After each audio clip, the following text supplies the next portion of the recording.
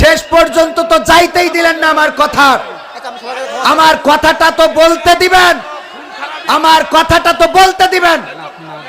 কোরআন ধরি না বলে, কোরআন পড়ি না বলে চারিদিকে হই লাঞ্ছিত, কোরআন জানি না বলে, কোরআন মানি না বলে সব অধিকার বঞ্চিত। কোরআন ধরি না বলে, কোরআন পড়ি না বলে চারিদিকে হই লাঞ্ছিত, কোরআন জানি না বলে, কোরআন মানি না বলে সব অধিকার বঞ্চিত। মরিচিকার পিছে না ঘুরে মিছে মিছে, মরিচিকার পিছে না ঘুরে মিছে মিছে, কোরআনটা খুলে দেখে না সমাধান। সমাধান খুঁজে খুঁজে ক্লান্ত হয়েছো যারা, সমাধান যদি পেতে চাও সব পথ গিয়ে ভুলে কোরআন দেখো খুলে, সমাধান যদি নিতে চাও।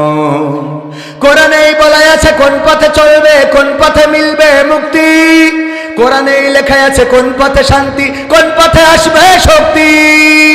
কোরআনেই বলা আছে কোন পথে চলবে, কোন পথে মিলবে মুক্তি, কোরআনেই লেখা আছে কোন পথে শান্তি, কোন পথে আসবে শক্তি।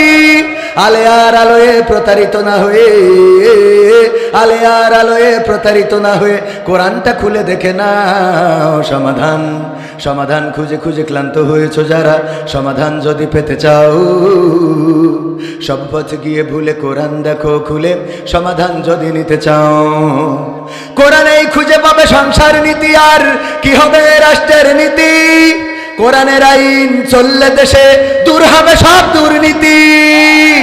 কোরআনেই খুঁজে পাবে সংসার নীতি, আর কি হবে রাষ্ট্রের নীতি, কোরআনের আইন চললে দেশে দূর হবে সব দুর্নীতি। মানব রচিত মতে শান্তি খুঁজো না পথে, মানব রচিত মতে শান্তি খুঁজো না পথে, কোরআনটা খুলে দেখে না সমাধান। সমাধান খুঁজে খুঁজে ক্লান্ত হয়েছো যারা, সমাধান যদি পেতে চাও সব পথ গিয়ে ভুলে কোরআন দেখো খুলে, সমাধান যদি নিতে চাও।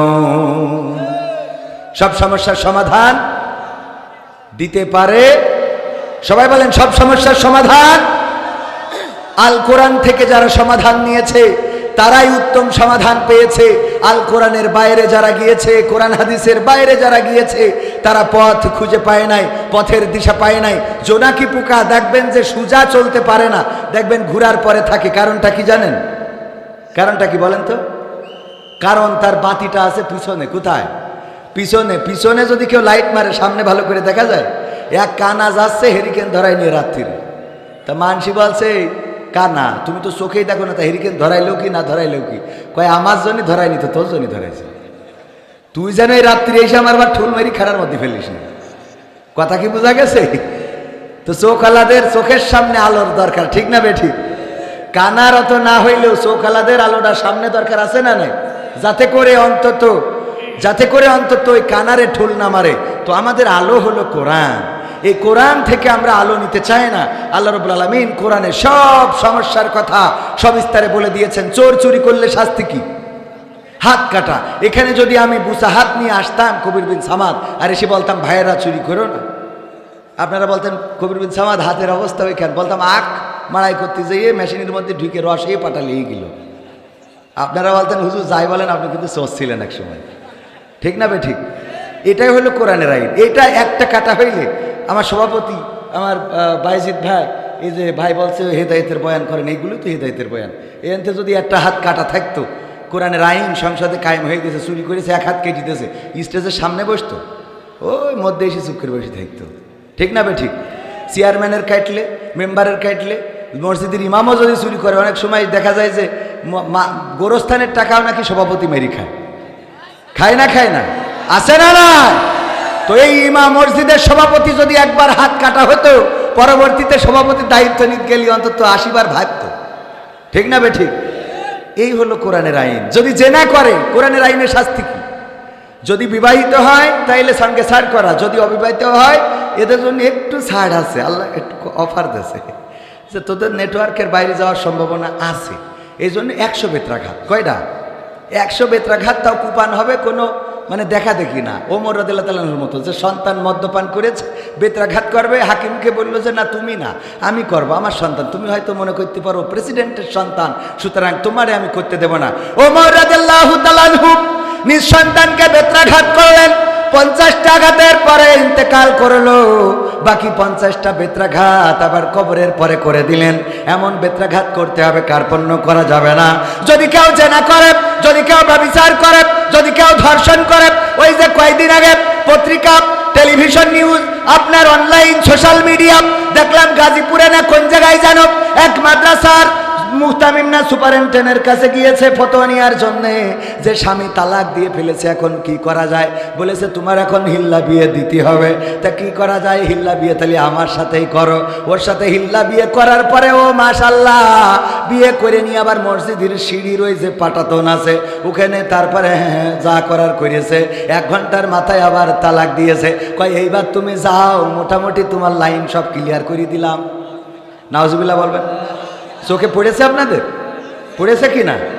আবার বললেন না যে বানাই বলতেছি। কত বড় জাহেল এই ইমাম! সে যদি মুয়াজ্জিনের নাকি ইমামের পাহারায় সে নাকি পাটাতনের পরে কইছে যে শুধু বিয়ে করলি হবে না, একবার হ্যাঁ হ্যাঁ করতে হবে। মুরব্বি মুরব্বি হুজুর হইলেই আল্লাহওয়ালা এটা ভাবেন না। দাড়িওয়ালা টুপিওয়ালা হইলেই কবির বিন সামাদ বিশাল পরহেজগারে। আল্লাহ জানে যে এই জিনিসটা কি। আমি বলি যদি আমার অপরাধ প্রকাশ হয়ে যেত, আমাকে কেউ ওয়াজ করতে দিত না। আমার গুনার খবর যদি আমার মা জানত, মা বলতো এমন সন্তানের আমি ভাত খাওয়াবো না। আমার বাবা জানলে বাড়িতে ঢুকতে দিত না। সন্তান জানলে বলতো বাবা তোমাকে বাবা ডাকবো না। এমন কুলাঙ্গার বাবা তো জীবনে দেখি নাই। স্ত্রী যদি জানতো রে তাইলে বলতো এমন একজন পুরুষের সাথে সংসার করা সম্ভব না। যদি আমার বন্ধুরা জানতো বলতো দোস্ত এমন তুমি খারাপ, এত খারাপ তোমারে আমরা ভাবতেও পারি নাই। আমার গুনার যদি গন্ধ বের হইতো তাইলে ইনারা চেয়ারটা আরো দূরে সরাই নিত, আপনারা সামনে বসতেন না। ওগো আমার ভাইয়েরা, আমি কত ভালো জানেন কে, আমি কত খারাপ সেটাও জানেন কে? আল্লাহ রাব্বুল আলামিন ভালো জানেন। সুতরাং দাড়িওয়ালা, টুপিওয়ালা, পাঞ্জাবিওয়ালা, জুব্বাওয়ালা হইলেই মনে করা যাবে না আল্লাহওয়ালা। সুর দিয়ে কথা বললে যে কেউ সুর দিয়ে কথা বলতে পারে না, পারে না। যে মোট মাদ্রাসায় পড়ে নাই, মোট কোরআনও জানে না, যদি সে বেদের মেয়ে জোসনার কথাও বলে সুর দিয়ে, তাও হজের মতো মনে হবে না, হবে না? বেদের মেয়ে জোসনা কথা দিয়েছিল যে বিয়ে করবে ওমর সানির, কিন্তু করে নাই। এরপরে দুঃখে বনবাসে চলে গেল। দেখেন ওয়াজ হচ্ছে না, মানে বেদের মেয়ে জোসনার কথা বলল, শুদ্ধে বললি এটা আপনি বললে হবে, আমলিখির শেখ হাসিনা বললে হবে, তাই মহিলার দরকার নেই, ওবায়দুল কাদের বললে হবে। কিন্তু কণ্ঠটা একটু ভালো করতে হবে, কারণ এই যে উঠেই তো বলবে মাসুদ এখনো বসলে না কেন? হ্যাঁ, মাসুদ ভালো হলো না, হলো? ওগো আমার ভাইয়েরা, এই জন্য এই অপরাধগুলো জানেন কে? ওই যে হুজুর যে কাজটা করেছেন, হিল্লা বিয়ে বলে ইসলামে কোনো বিয়ে নাই। যদি কেউ তালাক দিয়ে ফেলে, ওই নারীর যদি স্বাভাবিক প্রসেসিং এ অন্য জায়গায় বিয়ে হয় আর সেই সংসার যদি ভেঙে যায়, তারপরে তার পূর্বের স্বামী নিতে পারবে। এর আগে পূর্বের স্বামী নেওয়ার কোনো রাস্তা নাই। কিসের হিল্লা বিয়ে? আর যদি মনে করেন যে না হুজুরের কাছে যেয়ে একটু এসে, আমি মালয়েশিয়ায় থাকতি, ময়মনসিংহের এক ভাই, তার নাম বলবো না কারণ অনলাইনে যুক্ত, যতই ময়মনসিংহ হোক ওর সামনে যেয়ে পড়বে না, তবে পড়লি বুঝতে পারবেন ওর কথা বলেছি। আমার বলছে কবির ভাই আপনি তো মালয়েশিয়ায় ভালোই অজমাজ করে বেড়ান, আমার একটু ফতোয়া লাগবে। কি? তা আমি 72 তালাক দিয়ে ফেলেছি, অসুবিধে কি, বুঝ করি পাঠাই দেন। তা বলছে যে ওরে না, বাচ্চা কাচ্চা আছে, এখন একটু লাইন করে নিতেই হবে। তা আমি বললাম কি করবেন, কি কয় কি করে নেওয়া যায় সেটা কয়। আমি বললাম নেওয়ার তো কোনো রাস্তা নেই, হানাফি মাযহাবের কিনা আপনারা? তা বলতেছে আমরা হানাফি মাযহাব অনুসরণ করি। আমি বললাম যদি হানাফি মাযহাব হয় তাহলে রাস্তার মোট নেই, কারণ হানাফি মাযহাবে হলো তালাক হয়ে গেলে ওই একবারেও যদি 3 তালাক দেয় ওই 3 তালাকই হবে। কিন্তু শাফি মাযহাবে একটু সাইড সাইড আছে যে যদি একবারে কেউ 3 তালাক দেয় তাহলে ইমাম শাফি গবেষণা করে বলেছে ওইটা 1 তালাক বর্তাবে, যেহেতু সে একটা মেন্টালিটি ওই অবস্থায় ছিল এবং রাসূলের তরিকা হলো যে প্রতি মাসে একটা করে তালাক দিবে সংশোধনের জন্য। সুতরাং এই তরিকায় সে একসাথে 3 দেখেন 300টা দিলেও একটা হবে, শাফি মাযহাব বলেছে। তো আপনি যেহেতু হানাফি মাযহাবের, তো সুতরাং আমার মনে হয় যে পথ খোলা নেই। বলছে আমি আজকেতে শাফি মাযহাব, আমি আজকেতে, মানে ওর যে কোনো লাইনই বউ রাখতে হবে।